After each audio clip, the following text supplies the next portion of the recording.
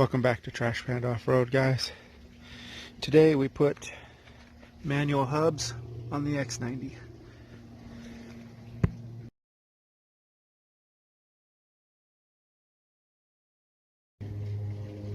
Switching out from the automatic hubs to the manual hubs. Really a simple R&R kind of procedure. Takes 15-20 minutes aside.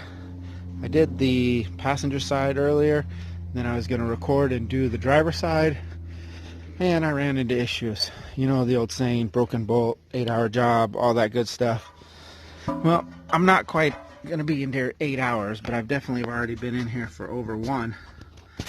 I've got so much rustedness going on in here that I've got 1, 2, 3 of them broke free. I've used WD-40 heat. I put a good bend in my Allen wrench. See that? It's kind of bent up. I've actually already cut the end of it off twice.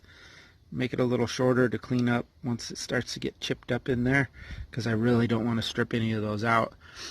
So I've already cut this thing down twice. It's bent up pretty good. But the procedure is simple if the bolts will cooperate. So I took the wheels off because I was using this cover. I run this cover here, so I had to take the wheel off, but then I didn't have any leverage to undo these bolts. So I put the wheel back on. Now the wheel's on the ground and I'm using it as a leverage point. But really what you do, 6mm Allen, fits right in there. Because you have this ridge right here, you can't use a socket type one.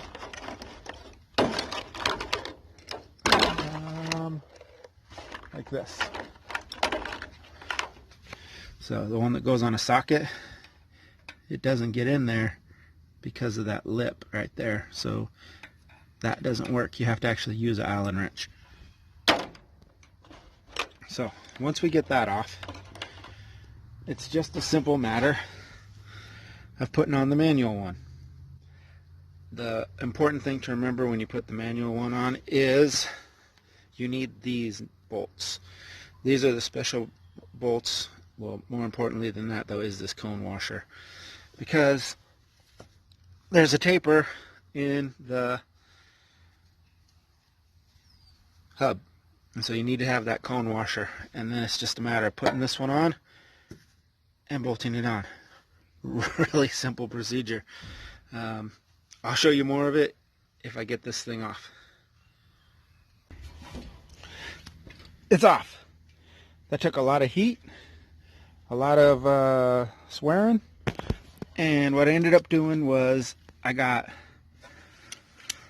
another, by the way, if I didn't mention it earlier, these are 6mm Allens, and I stuck it into a 6mm socket on a large ratchet with a little bit of leverage, and just slowly gave it the old wait, slow, because the other way completely destroyed the one I had right here. Check that one out. So that was because I was sticking it in there and then using this piece of pipe to turn it. But finally I got them off. So now we'll be able to put the new ones on as soon as I figure out where I set it. Oh man, found it. It's right here. Now with this one, like I said, these are 12mm. Slide them in there. Put a little, I use a little blue Loctite on those first, and set them in there, throw them back in, and just like that you're done. There it is, folks, all done and dialed in. So the reason I'm doing that is because manual hubs I just prefer. I think they're stronger. There's a better guarantee you're in four-wheel drive, and I don't have to roll forward 2 feet or roll back 10 feet to lock and unlock them. So I've just always grown up preferring manual hubs.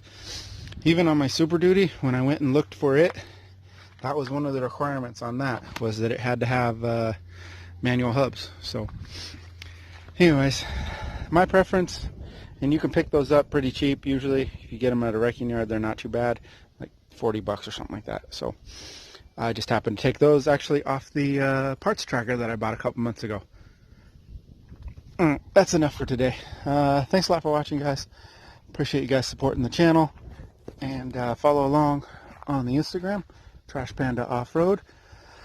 And I'll see you guys in the next video. Well, I won't see you, but, you know, thanks a lot. Bye.